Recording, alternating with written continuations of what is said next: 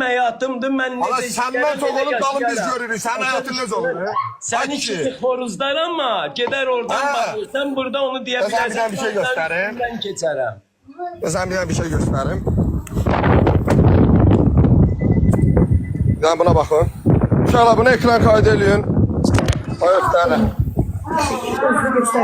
Arvadın pul kazananda birinci belə kazanır. Aziz izləyicilər, mənim evdə Peysər ərimdən Peysər oğlum var. Mən Çilidən danışsan ha. Hə? O öğrenilmiş adamdır. O pul alır, baba pul alır. Ya ne pulu onlar pulu. Pul alır. Onlar pul alır. Sen bilsən, gör ne deyirəm. Uşaqlar. Bəni sübut eləmək üçün pul alıram. Uşaqlar, pul atdılar mənə. Ey canım, danışdım. Danıştım, pulu gönderin. Hesabıma atın, $2000.